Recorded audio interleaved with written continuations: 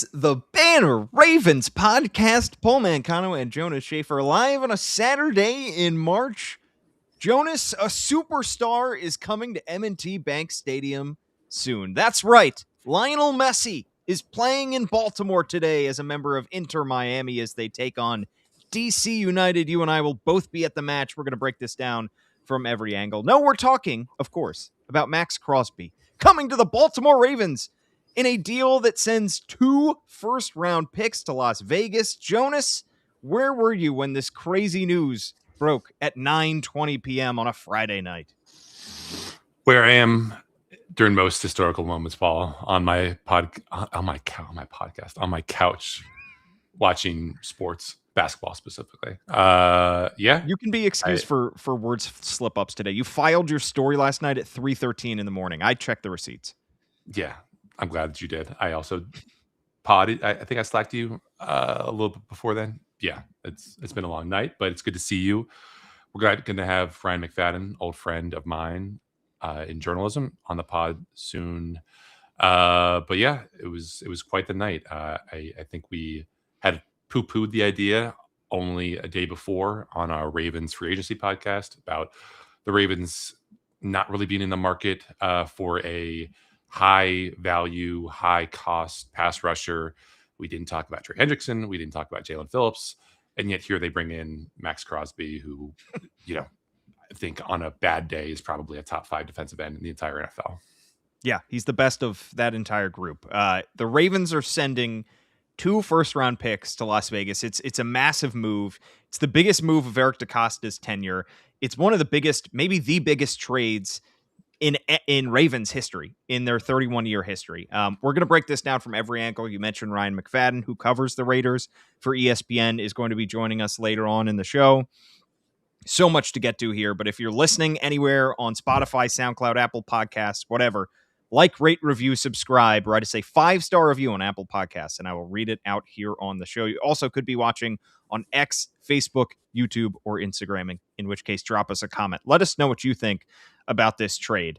Jonas, the Ravens are getting a superstar edge rusher who is 28 years old, doesn't turn 29 until August, and they are sending the number 14 pick in the 2026 NFL draft and next year's first-round pick to the Raiders to get it done. The Ravens had never traded a first-round pick for a veteran player, and they do it twice in the same deal. They trade 2 first-round picks to get the former 4th-rounder out of Eastern Michigan in the 2019 draft. A little bio on Maxx Crosby. He is 6'5", 255 pounds, 110 career games in 7 seasons. He's got 69.5 sacks, also has 11 forced fumbles and a pick. He is a 5-time Pro Bowler. He has never played fewer than 12 games in a season. He's coming off a 2025 campaign in which he had 10 sacks in 15 games. Also has played in just 1 career playoff game with the Raiders, had a sack in that game. He's also excellent against the run. PFF had him graded as an above-average run defender in every season since his breakout year in 2021. And of course, you're probably familiar with him if you've seen him at M&T Bank Stadium as a member of the Vegas Raiders. In 2 games against the Ravens, he has 4 sacks. The second Gardner Minshew game at M&T Bank Stadium in week 2 of the 2024 season, he made Daniel Falele's life a living hell in the 4th quarter to help pull off that upset win. Jonas, Maxx Crosby is a phenomenal player who checks just about every box. He's been productive. He's been healthy. Even on a bad team, he has brought a lot to that Raiders defensive front as a pass rusher, as a run stopper. But 2 first-round picks is a whole heck of a lot to give up. Why was Maxx Crosby the guy that EDC decided to pull the trigger on? I think you can make the argument that no team, as currently constructed, given the ambitions of the owner, given the desires of the quarterback, needed Maxx Crosby more than the Ravens did. The pass rush needed him. Lord knows, just look back at those 2 Steelers losses last year. Like, they couldn't lay a finger on Aaron Rodgers, not in the moments when they needed to most. The run defense needed him. We talked about how the idea, in my eyes, of a Trey Hendrickson in Jesse Minter's defense was not all that appealing because he didn't really set a hard edge. And here you bring in Maxx Crosby, who I think had the second most tackles for 0 yards or a loss last year in the entire NFL, despite missing 2 games with that knee injury. I think Lamar obviously needed him. You look at just how many times he has dragged this team back in the fourth quarter or given them a fourth quarter lead, only to watch things fall apart in a very humbling, disappointing way. No team since John Harbaugh arrived in 2008 had given up more fourth quarter leads or double digit leads, whatever the stat was. You could say Eric DeCosta probably definitely needed him. Like when I was thinking about just where we are in the kind of life cycle of coaches and GMs and everything, I thought back to what Steve Bisciotti said at that presser in January after the Ravens fired John Harbaugh, and it was basically like, I guess it was at the introductory presser for Jesse Minter, perhaps, but one of those two. Well, I guess it wouldn't have been that because Steve Bisciotti didn't talk at that one. You didn't talk that, yeah. The idea that basically the next guy in line, kind of jokingly but not really, has 5 years to get a Super Bowl, or he's out of here.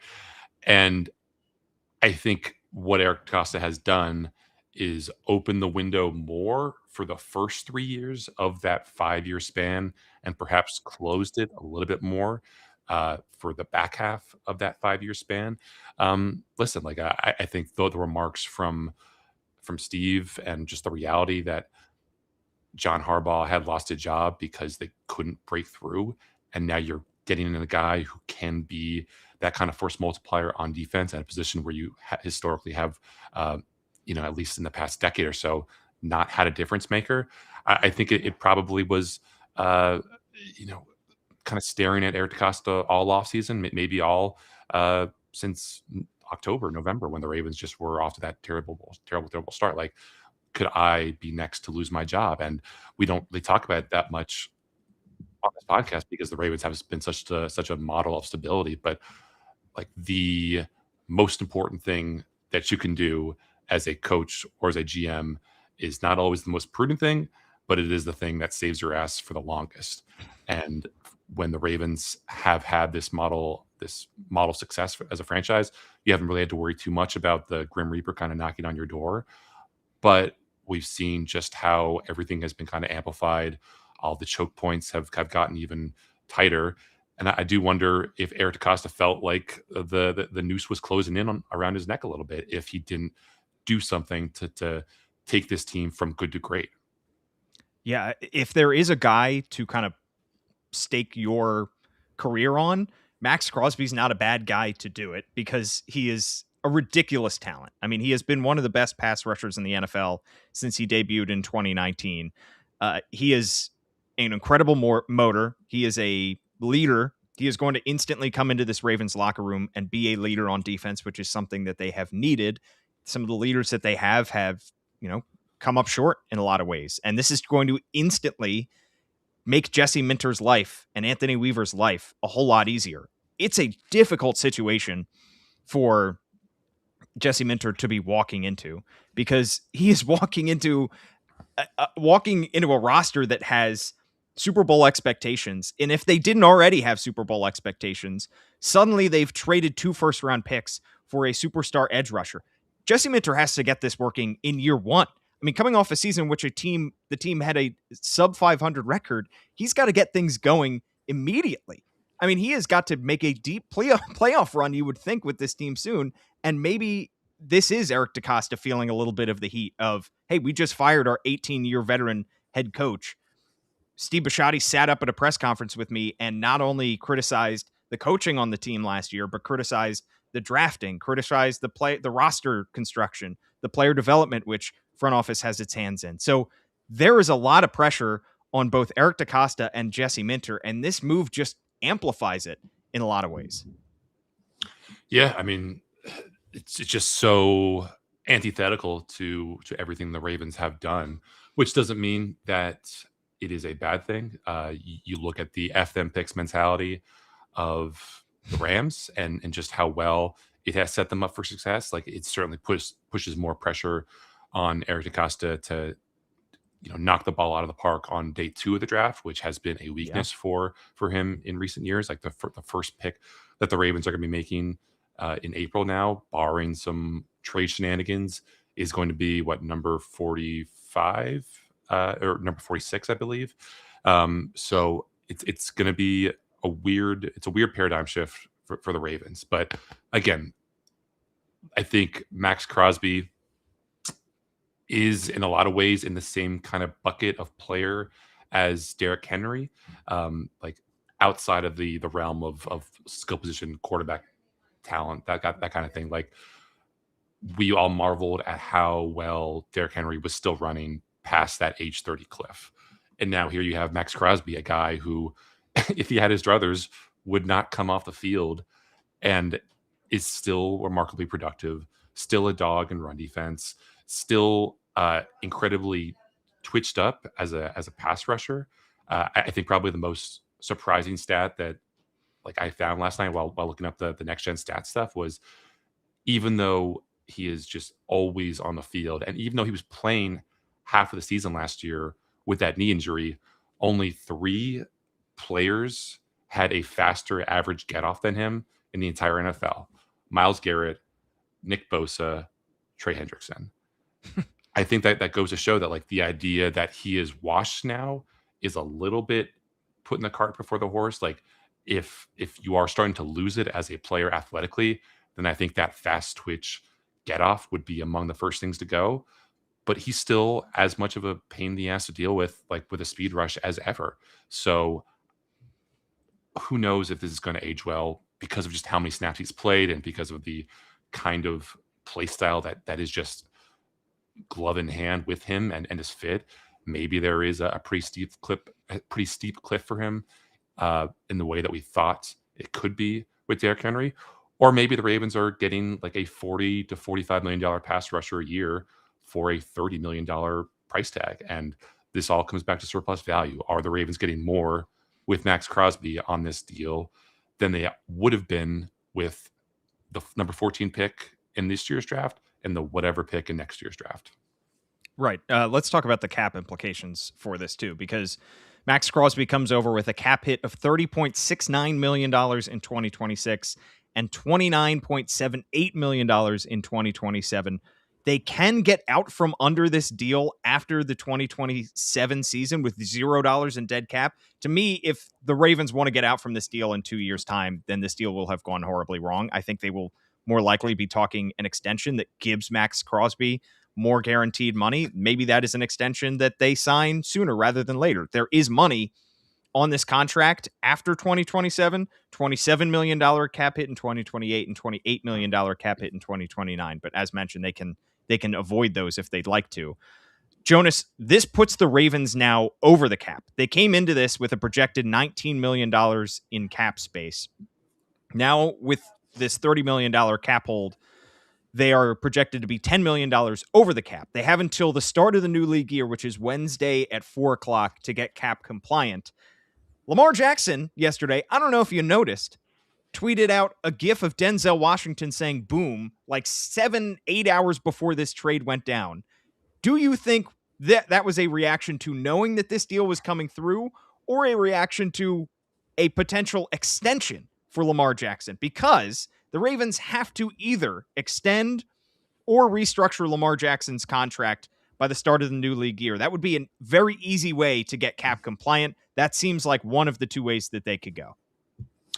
Yeah, I mean, Paul, I think the most dangerous thing that you or I could do is try to put ourselves in the mind of Lamar Jackson. So it's a little bit of a sensitive subject there, but I do think, knowing him decently well, I think it would probably be out of character for him to do a training day gift for his own extension, and probably more likely for a player acquisition. So I think it's probably given him getting a bit of a heads up from Eric DeCosta or Jesse Minter or whomever, or maybe even Maxx Crosby. I'm sure they overlapped a couple times at the Pro Bowl about the possibility that he could be coming to Baltimore. Like, obviously, that 7 to 8 hour lag time does raise some questions about what exactly was being negotiated there. Maybe I'm wrong, and maybe it was an extension for Lamar.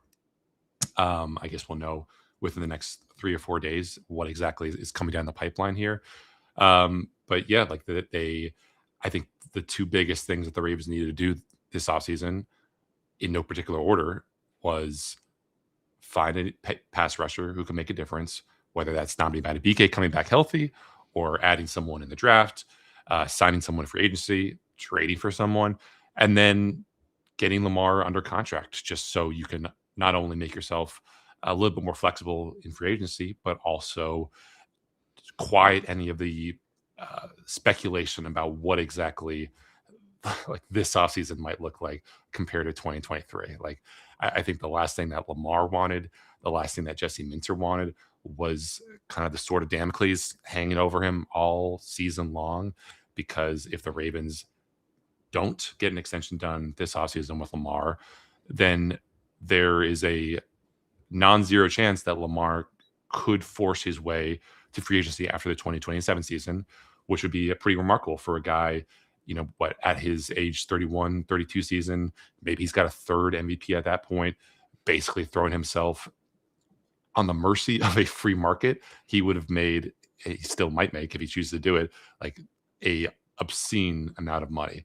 Obviously, he will leave himself a little exposed by playing that 2027 season with no financial security beyond that year. But if we are assuming that a Lamar extension does get done, I think that is a relief to everyone at One Winning Drive, because you don't have to answer any more questions about that. You get your guy, the face of your franchise, the one player that Steve Bisciotti had recently committed to as being the guy that he wants in Baltimore, wrapped up. Don't worry about it. Move on to less pressing but still important matters. And I think obviously we're all hoping that gets done relatively quickly, so we don't have to answer the same dumb questions on Sports Talk Radio about it anymore. Well, you said the first two priorities for EDC would be getting a pass rusher, premier pass rusher, and getting Lamar Jackson's contract figured out. Jonas, you could say 2A, or you could even replace one of those top two with fixing the offensive line. And part of that comes with figuring out the center situation. Tyler Linderbaum is set to hit free agency for all intents and purposes in 2 days, Monday at noon, when the legal tampering period starts. Eric DeCosta said he's made him what would be a record-setting, a market-setting contract offer. Doesn't seem like Tyler Linderbaum has taken it, because we haven't heard anything about it. Does this Maxx Crosby deal make it less likely that Tyler Linderbaum comes back to Baltimore? I mean, I think I would be dumb to say that it makes it more likely. The honest to God truth is, like, we just don't know what exactly the Ravens books look like. Like, we don't know what they're going to do with Maxx Crosby when that deal can be finalized. Like, are they going to restructure any of it, all of it? We don't know. We don't know if this Lamar deal that needs to get done, or this Lamar transaction that needs to get done, is a simple restructure. Are they adding another void year? Are they giving him an extension that just completely rips up what his cap hit is in 2026? Obviously, with like the guaranteed, with the signing bonus that he's going to get, it's really hard to drop that 2026 cap number to like $1 million, $3 million. It's just unrealistic. But I think that there is still some room for the Ravens to make another big ticket splash here. I just don't know if Tyler Linderbaum at $22 million is too big of a splash. Like, it's not just a matter of the Ravens having space on their 2026 cap to get this done. It is the whole spreadsheet and the 2027 figure and the 2028 figure. Like, there are a lot of plates, there are a lot of balls in the air here, a lot of plates that are spinning around here. But the Ravens, I think, after this Crosby deal, according to Over the Cap, have the second lowest cap space in 2027. So even if the Ravens, make an offer that's competitive for Tyler Linderbaum, maybe it's a situation where they just don't feel like they can kind of make it work because of the long-term cap gymnastics of all this. Like, you've got Nnamdi Madubuike and his big deal. You've got Kyle Hamilton and his big deal. By the way, you're going to have to make a decision on Zay Flowers and that fifth-year option, which is a pretty close to top of the market salary there for him. Roquan Smith, I think, has another big cap hit next year, which the Ravens could possibly move on from him and get a lot of space back. But that's another issue. There's just so many of these kind of min-max, you know, like concepts in place here, where the Ravens have basically made their cap management look like a barbell, where you have on one hand all these cheap rookie contract free agent labor, occupying 30 to 40% of the roster, or more than that, like 30 to 40% of the cap. And then on the other side, you have all these top of the market deals that you are banking on these force multipliers being force multipliers. And it gets tricky when those guys stop being studs or they get hurt, as we saw last year, just how important not only the Lamar Jackson injury was, but also Nnamdi Madubuike. And when, Ronnie Stanley didn't exactly live up to the $20 million a year contract that he got. So it is just this very precarious situation for the Ravens. But, you would rather have Maxx Crosby on your roster and try to get that Lombardi than just kind of tiptoe around in this space where you are good to really good, but maybe still a step below whoever the best team in the AFC is, or probably more likely the NFC team. Yeah, you're talking about these stars and scrubs type roster building, and the Ravens leaned even more into that with the addition of Maxx Crosby. I mean, you're talking about Maxx Crosby, Lamar Jackson, Kyle Hamilton, Roquan Smith, Marlon Humphrey, Ronnie Stanley, I guess you could throw into that category as well. That's 6 guys that are taking up a massive amount of your cap space. Derrick Henry too, despite being a running back. Derrick Henry. So that's 7 guys that are taking up a huge portion of your cap space, and they have to be force multipliers. They have to make everybody, they have to be true superstars. Last year, Lamar Jackson, whether it was injuries, whatever it was, didn't play like a superstar. Roquan Smith didn't play like a superstar. Ronnie Stanley didn't play like a superstar. Marlon Humphrey didn't play like a superstar. Kyle Hamilton was good, if not at his peak form. Derrick Henry was very good as well. But you need all of these guys to be at the top of their game. And as they get older, and 28, 29 is not ridiculous when we're talking about an edge rusher, but this has to age well. This contract has to age well, especially because you look at the other holes on this roster. It's not just center if Tyler Linderbaum walks. It's both guard spots. It's getting another wide receiver in the building to complement Zay Flowers and Rashad Bateman, who came off a down year, who the Ravens extended for the second straight offseason, are paying him a lot of money. They could use another cornerback, even if they keep Marlon Humphrey. The status of Nnamdi Madubuike is up in the air, but if he has to retire or if he's not himself, then you need another defensive tackle. There's so many needs on this roster as the free agency period opens. And Jonas, when you're talking about the price tag that you gave up for Maxx Crosby, it is a little bit worrisome. I mean, as great a player as Maxx Crosby is, to give up 2 first-round picks and to rob yourself a chance to address guard spot, center, defensive back with those first-round picks is a massive gamble. I looked at some of the guys that were taken in the last 10 drafts. I'm going to do a quick game with you, Jonas. It's just a yes or no. These are all of the guys. I've paired the number 14 pick with the number 32 pick in the NFL draft in each first round for the last 10 years. So let's just say this is what the Ravens could be giving up.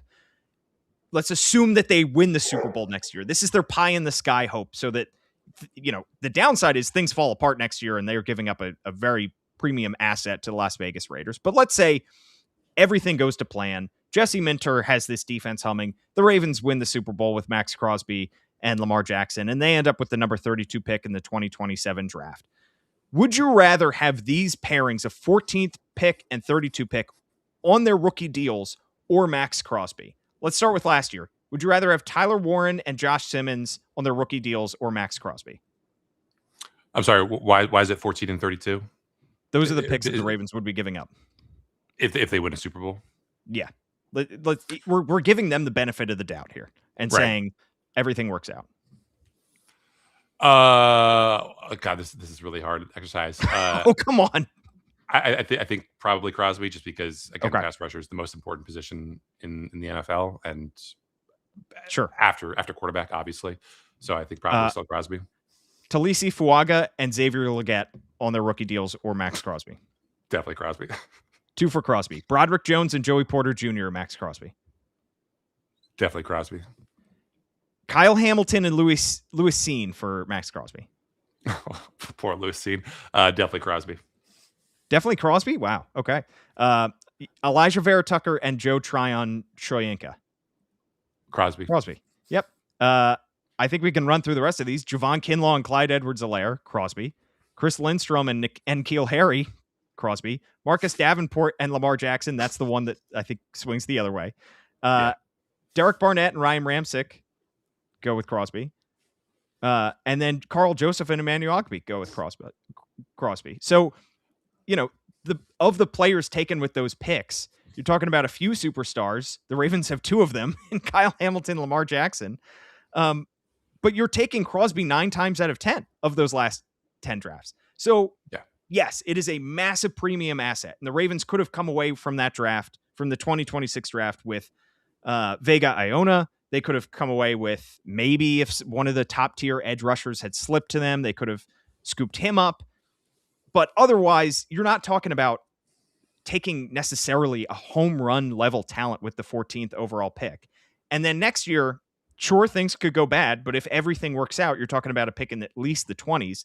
So the idea that you're definitely going to get a superstar with the 14th overall pick, odds are at the end of the day, of the 3 players involved in this deal, you probably got the best one in Maxx Crosby.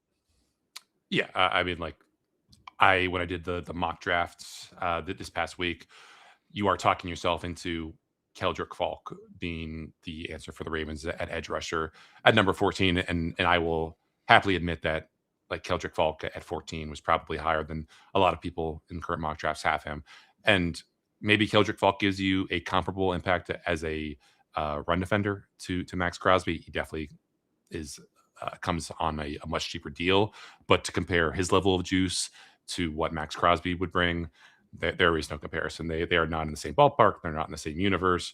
It is just a totally apples to oranges comparison. I do think what will keep Eric DeCosta up at night as he figures out and wrestles with the idea of, did I do the right thing? Did I do the wrong thing? Is that 2027 draft, because let's just acknowledge the recent example that we have here of a team taking a big swing and it going horribly, horribly wrong. The Colts last year were in position to make a potential Super Bowl run. They trade for Sauce Gardner, and then things fall apart. Daniel Jones gets hurt, and a team that looked like world beaters all of a sudden stumbles down the stretch, and they are left without 2 first-round picks, despite having a all-pro cornerback in Sauce Gardner, who was younger and on a deal that by now is probably pretty undervalued just because of how quickly that market moves. If the Ravens fall apart this year, if Lamar gets hurt, if the offensive line falls apart, if there's no one in that cornerback room who can stop anyone worth a damn, then you're talking about maybe a top 10 pick, maybe a top 20 pick in a 2027 draft that everyone has said could be generational, not just because of the sheer number of potential first round quarterbacks in it, but just also the amount of dudes that are missing from this year's class. And so, let's say the Ravens end up with what would have been the number 18 pick in the 2027 draft. That is now the Raiders.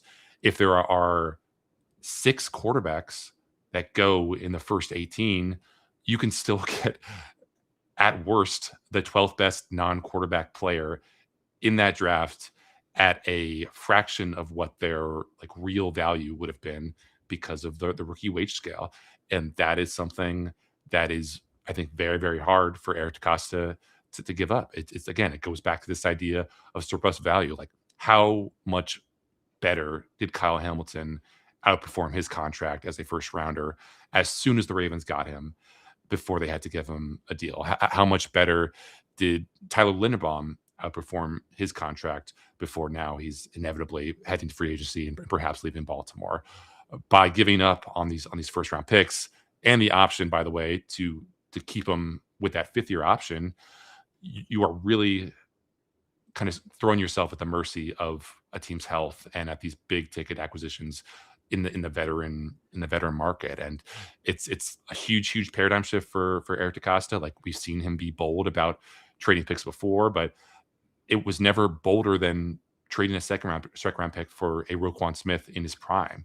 Now you're getting Maxx Crosby at age 28, but even that might be like a little bit misleading because you look at like some of his next gen stat stuff. And again, I still love the player, but this is from November 4th of last year. Since entering the NFL in 2019, Maxx Crosby has played 5,676 defensive snaps, 535 more than the next closest edge rusher.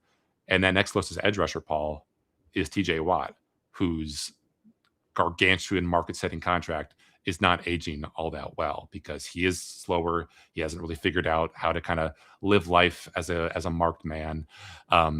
It's just that is the risk in getting a guy who has as much mileage as Maxx Crosby does on those legs. Like I think you could reliably count on him to be an excellent edge rusher, but if he even gets like 10% slower, does he become just a B level grader B level pass rusher as opposed to the A level pass rusher that the Ravens need to be? Yeah, don't get me wrong. This deal would scare the crap out of me. I mean, which is why it's so shocking that Eric DeCosta made this move in the first place, because it is so antithetical to what he has done in his career. I mean, you're giving up just so much. The opportunity cost here is massive, and this contract has to age well. And also, anytime you make a move like this, I think of the Roquan Smith deal. It is an acknowledgement that you have not done a good job addressing this position in the past. And what scares me is it is day 2 picks that you mentioned, Jonas, second and third round picks that the Ravens have continually put into edge rusher that haven't paid off. I mean, so far, Adisa Isaac has not paid off. Odafe Owe is going to get paid in free agency, but not by the Ravens. And he didn't live up to the incredible hype coming out of Penn State as an incredible athlete. David Ojabo, we know how that went. The jury is out on Mike Green, who is a day 2 pick. I know Owe was a first round pick, but you're talking about guys in that range between like 25 and 55 and 60 that now all of a sudden become extra crucial for the Ravens because they have no first round pick and they have to nail their second and third round picks. And that's the area that Eric DeCosta has struggled with. And giving up all kinds of draft assets here is just an absolute massive swing. All right, we are joined now by Ryan McFadden of ESPN, who not only covers the Las Vegas Raiders, but also has covered the Baltimore Ravens from 2021 to 2023 as a staff writer for the Baltimore Sun. Ryan, thanks so much for hopping on. Thanks so much for having me. What was it like to share? I mean, I know the experience now, but what was it like to share a newsroom with the great Jonas Shaffer in his heyday, in his athletic prime of 2021 to 2023? No, it was great. Like I felt like Jonas and everyone on the Ravens beat was very welcoming, given the fact that was my first full-time job right out of grad school. So no, it was I missed those days. But no, it was so great working with Jonas, Charles, and everyone there. Well, now we have both those guys on the banner staff. Ryan, we're going to ask you, of course, about Maxx Crosby here. Where were you last night when the Maxx Crosby deal happened? You are 3 hours. Is it 3 hours behind over there in Las Vegas? Yeah. So I was actually in my apartment watching the World Baseball Classic. When it all broke down, I was supposed to the crazy Jonas part about hates it. To hear that. Jonas is a baseball hater. I forgot that, Ryan. You're a baseball fan. Now I'm outnumbered 2-1. So I'll just leave this podcast right now. So I was watching the World Baseball Classic, and I was supposed to be meeting some friends for dinner later on that evening, and then Schefter broke that Maxx was getting traded to the Ravens. I'm like, well, my evens cook. So so it went, but I'm glad that I was in my apartment where I had my stuff, like my laptop and stuff with me, because there's been times where news would break and I'm like in a line, like in the drive-thru at a Starbucks or at a store, and I have to rush to my car and type on my cell phone to meet deadlines. So I'm glad I was able to be in my apartment when it happened. Ryan, did it surprise you that the Ravens, of all teams, Eric DeCosta, of all general managers, was the one to cave to 2 first rounders? I mean, did you feel like it was a fait accompli that Maxx Crosby had played his last game in Las Vegas? And did that change your sense for what exactly the Raiders might be willing to get back as the asking price for Max? Like, how did you kind of see just the management of all this by John Spytek, and knowing the Ravens, as well as you do, does that make it all the more surprising that they were the team that ultimately won this bidding war for him? I always thought Max was going to get traded at some point. It just felt like this relationship between the Raiders and Max had ran its course, and given the fact that also too that they're embracing a true rebuild, and it really didn't make sense to keep around as good as Max Crosby is and how loyal he was to the organization, what he meant to this organization during his time with the Raiders. It just didn't make sense to keep a guy who's turning 29 in August. They're wells away from being a playoff contender to keep it around. So I thought this was the best time to get as much assets for him. And I think if they waited another year, I don't think we're looking at a trade that included 2 first-round picks if they waited to next 2027 to make the move. So I thought this was the time was now to do it. For the Ravens to do it, I was a bit shocked. I knew I thought it would be like a team like Dallas that would try to pull that trigger, even maybe the Chicago Bears, but the Ravens are a team that loves their draft picks, and just to see them being the ones to kind of like offer 2 first, that was probably the biggest surprise. But no, it just felt like overall, it just felt like this relationship between Crosby and the Raiders ran its course, and I think it had to happen for the Raiders to truly jumpstart this rebuild process under Spytek, minority owner Tom Brady, and new head coach Clint Kubiak. Ryan, I think for fans who watch Maxx Crosby from afar, they obviously know his talent. They know how hard of a worker he is, but the kind of role that he had in that organization, I think it was interesting to look back at the hiring of Antonio Pierce and whether Maxx Crosby had an outsized role in making sure that he stuck around as their head coach. He was a true franchise player for the Las Vegas Raiders. What did he mean to that franchise that went beyond what he did on the field?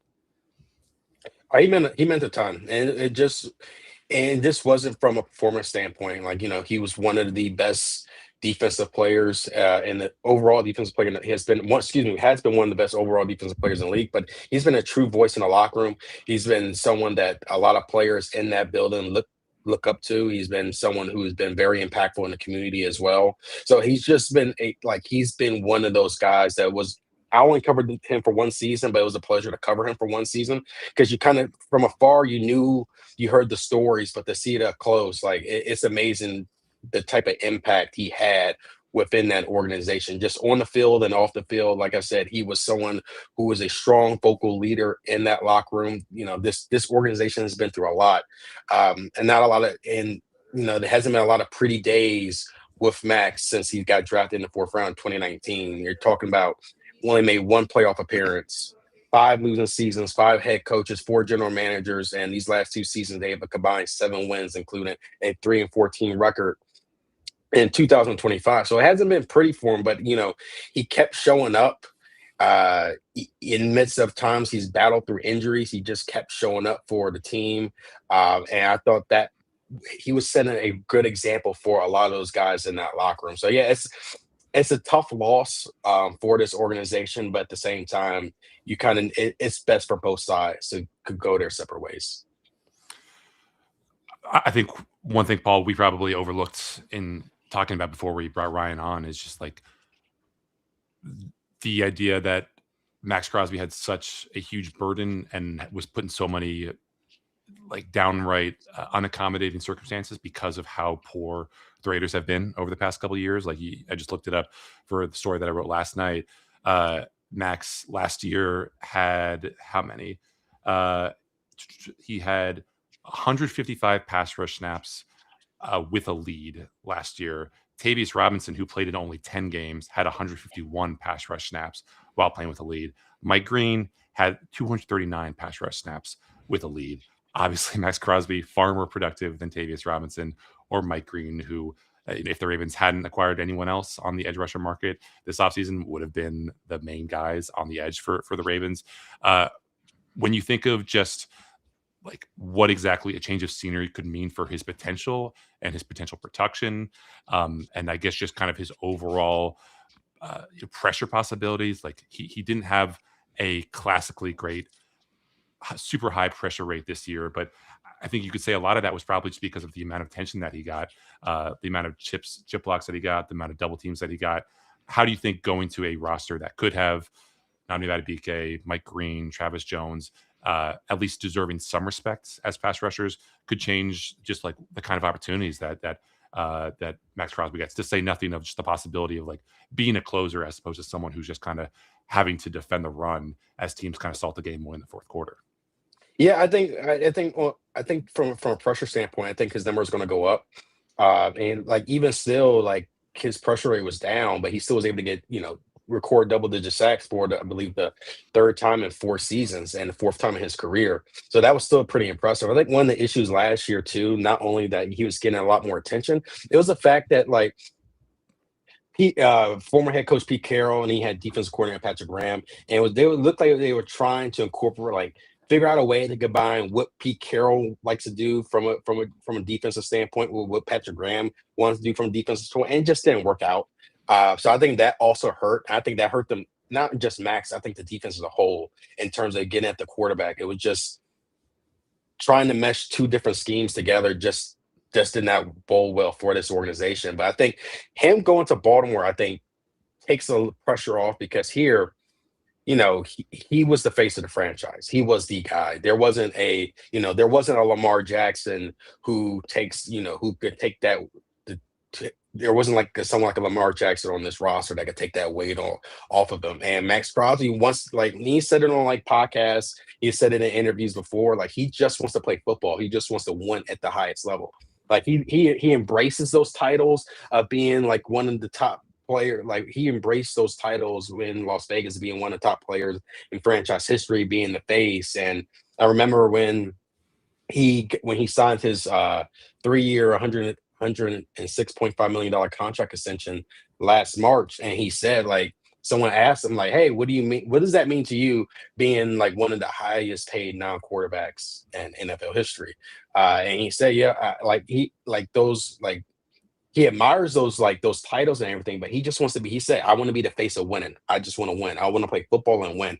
So I think going to Baltimore where you have like a Lamar, who's clearly the face of that team. Like there's no denying that, right? And then you have on the defensive side of the ball, you got a lot of guys there in terms of like Kyle Hamilton, Marlon Humphrey, Nate Wiggins, Roquan Smith. I think that takes the pressure off of him in terms of feeling like he has to be like this big, massive presence on the field and off the field as well for an organization. He can just go out there and play football and just be the best Maxx Crosby that he can be. So I think going to Baltimore, I think that's a huge benefit from that standpoint, that he no longer has to feel like he has to be the guy. He can just, go attack the quarterback and wreak havoc without that pressure on him anymore. Yeah, Ryan, at the end of last season, I mean, he was on that Raiders team that was going nowhere. They had major draft implications for their final couple games. They're trying to secure that number 1 overall pick. He's dealing with a knee injury, but he's placed on the season-ending IR in late December, and Fox had reported that he vehemently disagreed with that decision because he just wanted to be out there playing. How did that all go down? And I mean, that is what probably in a lot of ways led to their breakup today. The fact that the organization, the player, were not aligned on the way that season ended. But was that a case of the team was honestly just hoping to get the number 1 overall pick and tank and keep him off the field, and he just wanted to play? How did that all go down last year? Yeah, I think it played a part. I think a lot of it too is just the constant dysfunction, the constant coaching changes, having to be the voice for every new coach that came to Las Vegas. I think played a part, and I think what happened down the stretch was just the tip of the iceberg. It just the season wasn't going well. The whole Pete Carroll experiment was just was a mess, and that to me, I felt like that was more like having Pete Carroll there, bringing in the sense of, oh, we're going to bring in a winning culture, and that being like false advertisement in a sense for Crosby and the rest of that team. And you're telling a guy who battled a knee injury from October, that hey, like in the final 2 weeks of the season, where it's clearly that the first overall pick is in question. You're telling a guy who is willing to die on that field, hey, we're just going to shut you down. And granted, he did need that knee, that he did end up getting knee off-season knee surgery, and that was a pretty significant procedure. But yeah, there was a lot of frustration there because of that. And you're telling the guy who is like the Iron Man of that team. And one of the players told me, like, I look at him like the Terminator, like like no matter, like, even when he's hurt, it doesn't look like he's hurt. He just That's who he is, and you're telling him to rest. Yeah, that that did lead to some frustration with Crosby, and it also led to a lot of players within the locker room pretty surprised at that move as well, because Maxx Crosby does not get off that field. Like, he can have a bad knee, a bad elbow, he does not take a snap off. So yeah, I think that was just right there the tip of the iceberg in terms of, you kind of got the sense like, all right, it's time. This front office is going a completely different direction than what we've seen in the past, and I think it's time for both sides to, like, go look for different opportunities elsewhere. Yeah, Brian, that's our Maryland ESP working, because I was literally going to ask you about just the issue, if you want to call it that, of Maxx Crosby never coming off the field. Like Khalil Mack, a guy who I think in his day, in his heyday, was probably pretty similar to how Maxx Crosby profiles as, like a hard ass run defender who was a great pass rusher. But looking at what Khalil Mack's playing time last year was for Jesse Minter in that Chargers defense. Obviously, he had the injuries and whatnot, but he didn't have a single game with a snap share above 82%. And now Jesse Minter is bringing in Maxx Crosby, a guy who, if I'm not mistaken, went like how many games in a row without ever even missing a single snap. So I guess, like, is it a losing battle for Jesse Minter to ask this guy to play less because he is just hardwired in a way where that is going to cause more headaches than not? Or do you think there is like some middle ground with him coming to Baltimore and maybe playing less so that the Ravens can ultimately get more out of him? I think it's gonna come to some middle ground, and I think Crosby be the one to understand that this is literally you. Maxx Crosby couldn't ask for a better situation to have an opportunity to play meaningful games in January, no question about it. So I think I think him understanding that will, I think, also have him understand that, hey, you're going to need to play a little bit less, um, than you're used to. We don't need you to play every single snap, and that's okay. And you're still be able to play at a high level, still be able to play at an all pro level, despite maybe your snap count going down just a bit. I think that would be important. And I think, like I said, for Maxx Crosby, who says all the time that I just want to win, I want to win at the highest level, I want to compete for Super Bowls. I think with that mindset, I think we're able for him to understand, like, hey, in order for us to do that, we're going to have to we're going to have to limit your snap count just a bit, so we can maximize your to maximize the time we have with you. And at the end of the day, he has turned 29 in August. So for the Ravens perspective, like, you just surrendered 2 first round picks. I'm not trying to, like, wear him down after giving away 2 first round picks in one season, especially a guy who's coming off another surgery. So yeah, I think there'll be able to be some middle ground there and I think Maxx Crosby is a guy that will understand that. In terms of what the Raiders get back in this deal, those 2 first-round picks, the one way to make this trade look better for the Raiders front office is to nail those 2 first-round picks, starting with the number 14 pick in the draft. And I think it's funny that you mentioned last night on Twitter the possibility of taking Penn State interior offensive lineman Vega Iwana with that 14th overall pick. And if the Ravens were still holding on to that 14th pick, I think a lot of people in Baltimore would be clamoring for Vega to come to Baltimore because they still need help along the interior offensive line. What do you think the Raiders are looking at? Obviously, they have that number 1 overall pick, and that's looking like Fernando Mendoza. But what kind of areas are the Raiders looking to address now with those first-round picks, and how important are those picks for making sure that this rebuild goes according to plan? And also, There's so Ryan, many. Ryan, like how how central is possibly the Tyler Linderbaum to those offseason free agent plans? Ooh. Ooh, so yeah, this Raiders team, if you look at this roster, there's a lot of needs. A lot of needs. I like I had a story published this morning, like potential free agent targets, and I'm like going through the list. I'm like, as I was writing, I'm like, oh my gosh, this is a long list. So yeah, those so that 14th pick is going to be is essential. I think you look at it from General Manager John Spytek perspective. He said when he first got here that he's a big believer in the trenches and building from the ground up. So building both sides of the trenches, the offensive line, defensive line, and that's where you start there. So I can see him going guard. So the guard from Penn State, I can see that being a reasonable selection there at 14. Also, too, you're bringing in. There's a 99% chance Fernando Mendoza is a Las Vegas Raider. I don't think there's no need for any team to entertain to try to trade up for that. I think that's a lock. So you can also make the argument, hey, do we want to bring in someone like a Jordan Tyson or a Mekhi Lemon to kind of give him that wide receiver one that we can pair with Brock Bowers?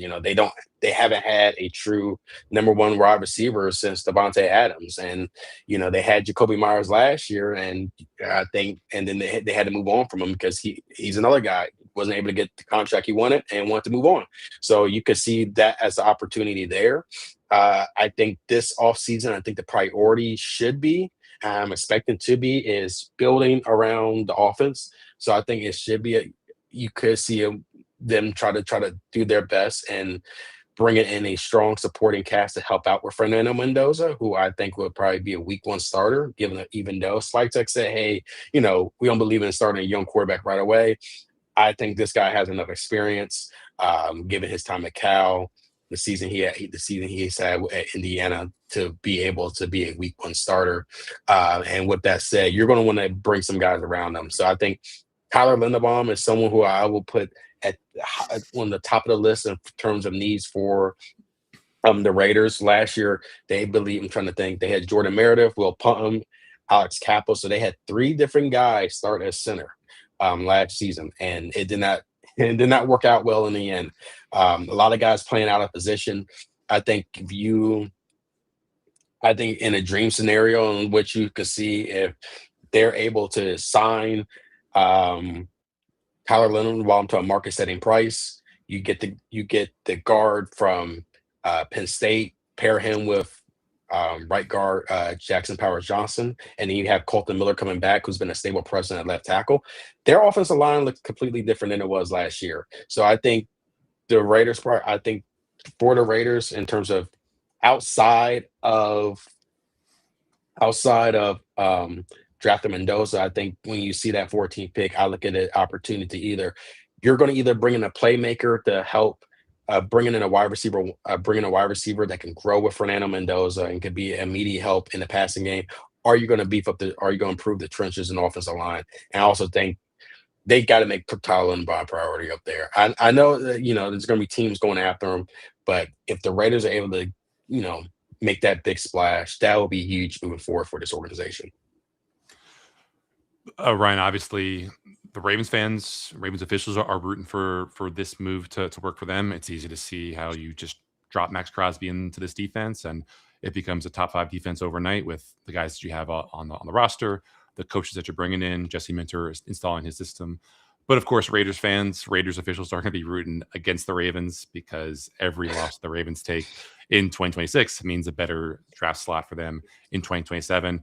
I know you haven't been in Las Vegas all that long, but when you think about like how this could potentially go poorly for the Ravens, with the Maxx Crosby deal not aging that well, is it just the knee injury and the kind of wear and tear? Like, are there smaller off the field things that maybe are part and parcel of the Maxx Crosby experience? Like, did the podcast ever become kind of a headache for the coaching staff or for guys in the locker room? Like, what are maybe some of the downsides that we're perhaps overlooking here in how this Maxx Crosby acquisition might not work as well as the Ravens hope? I think probably the downside could be just, maybe there's lingering issues with the previous surgeries he's had, but like man, like this guy's been banged up and he's still producing at a high level. Like when he had to repair his meniscus, and like I said, like he had that injury is that issue since October when they played the Chiefs on the road, and he still ended the season as a 5-time Pro Bowl selection. So there's to me there's not really a ton of issues to worry about outside of maybe the previous surgeries, and still this man was still able to play at a high level despite that. Like this guy is one of the hardest workers you'll ever see. He's going to lay it out on the line. I think the biggest thing I think the Raiders will have to worry about is kind of like, managing his snap count so they're able to maximize the opportunity they have with him. But yeah, there's not a lot of like red flags coming from Maxx Crosby's side. You're getting one of the best players I've witnessed live in this time I've covered the NFL. Like he is so fun to watch because you could chip him, you could double team him, and he's able to split double teams with ease. And he just wreaks so much havoc. And it's just in terms of attacking the quarterback, he is a menace in the run game. Like just the amount of TFLs he had this year was incredible. And one thing, like if you watch his tape, go to that Chicago Bears game. He was just an animal in that game, and it was sad that game ended in a loss because that was one of the best defensive performances I've seen live in terms of a guy who just took over a game the way he did. So that's what you're going to get. And like I said, people can talk about the surgeries, but this is a guy that has proven time and time again to kind of like, get past those lingering injury issues to still play at a high level. So yeah, there's not a ton of red flags on Maxx Crosby, and if the Ravens defense is going to benefit tremendously if he's playing at a high level, and I think he will. Yeah, you hear that, Paul? No red flags, only red hair. I wore an orange t-shirt. I wore an orange t-shirt and all of the fellow Halloween hairs out there. So shout out to all the ginger cousins just repping it. Halloween hairs. Yeah, this is big for Jonas just because he gets another red-haired guy on the team, especially if they part ways with Cooper Rush. I mean, then you're really you need somebody to replace him. Yeah, Ryan, I think if Ravens fans need to look back at any tape to get an idea of the Maxx Crosby impact, they can look back at I mentioned it earlier in the podcast, but the week 2 game in 2024 where he just dominated the Ravens offensive line. And that was an instance where he was a closer. I know they were playing from behind, but they needed big time plays in the fourth quarter, and he stepped up big, and that's what he can do for a team that is more likely going to be, they hope, on the winning side as opposed to the losing side. Ryan, thanks so much for hopping on here, giving your insight into Maxx Crosby. Have fun covering the NFL draft with the number 1 overall pick and now the number 14 overall pick. You're going to have a busy weekend at the end of April. Oh yeah, I'm looking forward to it. Thanks so much for having me. Ryan, could you imagine a more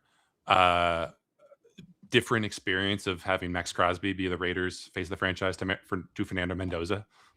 Oh, it's so different, like it's gonna be interesting to see how, like, the fan base welcomes Mendoza. I know everyone's happy, but like, it's like the persona he has does not match like with the Raiders are known for being, which Maxx Crosby did.